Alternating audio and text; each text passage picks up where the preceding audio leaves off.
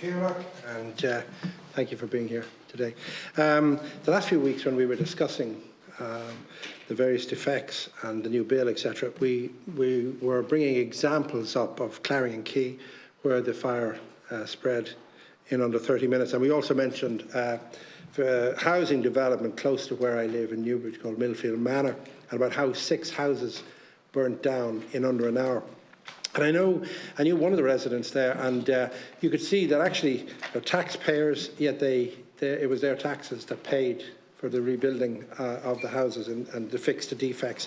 So I'm wondering, even with the statement from the department, it seems that the system is still being built, and after 2 years, I think that people are wondering who built these buildings, who designed these buildings, who certified these buildings, and who inspected them, who insured them. And again, people that did all of those, they're actually let off the hook, and the people that were living in the houses who are paying their taxes are the ones that are paying for everything. So it's the taxpayer once again. So I'm just wondering, do you feel this is going to be, going forward, is this something that we will be able to deal with through this bill?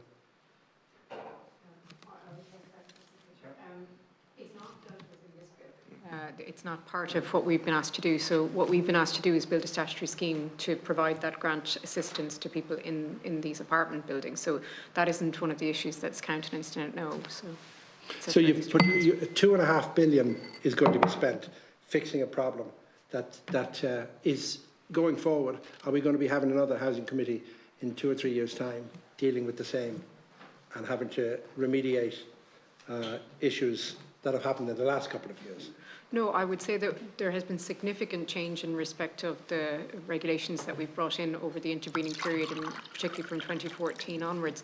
I might ask my expert colleagues who I've brought with me maybe to comment on some of the changes that we've made that should provide some reassurance to the committee. Tom. Thank you.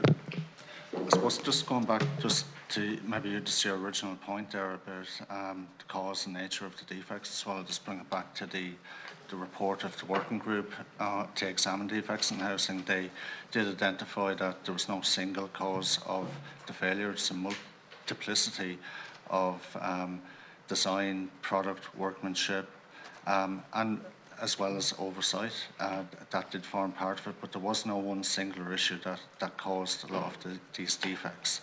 But the learnings, I suppose, that are living in the shadow of a legacy of defects in buildings. A lot of reforms initiated since 2014, primarily starting with the Building Control Amendment regulations, which empowered professionalism and has brought a mandatory level of statutory certification with buildings, mandatory inspection. I suppose it first starts with getting the design of these buildings right, getting a certified design, getting it lodged with an inspection plan that is implemented throughout the course of the works on site, and ending with a co-signed statutory certificate by a builder. And John, can I ask you, just a bit coffee time, but we had all that before, didn't we? We had the certification, we had people, all of the insurances, the home, or whatever it was, and then it just didn't seem to, when we came calling for the money, it wasn't there. So I'm just going, what changes have been put in place that will not happen again? So prior to 2014, what existed was an opinion of compliance by professionals that didn't have a process of lodgement of drawings and particulars with the building control. So people that were, I suppose, registered professionals, they did their design, builders built in accordance, they should have built in accordance with those designs. So this will fix all this. So going forward, we can't repeat what has been done. I want to ask the fire brigade a question. This new system has restored an accountability across the and that's legally tight, is it? And that is legally tight. And I suppose at the end of the day, it has borne fruit in terms of the quality of build that has happened since 2014, and maybe colleagues in the local authorities will be able to justify that or to be able to clarify that. Thanks for that. I just want to ask the fire brigade.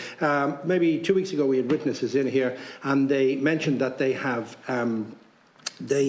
people that work there. What they had a word for them? They basically are security personnel that look after fire. They mentioned Beacon, the Beacon area, and their job is to be on site 24 hours a day, 7 days a week, to keep an eye if fires break out, which seems very piecemeal. And I'm just wondering, from the fire brigade point of view, lives can be protected with alarms, detection and clear escape routes. But is there something questionable about that approach? Is that sort of patch, fixing the patch with a plaster, a sticking plaster? Yes.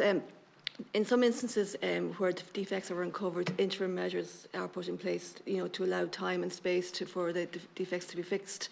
And in those instances, if there's defects in the fire detection alarm system itself, and there is no fire detection alarm system, fire wardens, which I think you're alluding to. Fire warden, that's it. You're alluding to. They may be put in place in a very temporary in nature for a very, very short period of time, because they're a very expensive solution to that problem.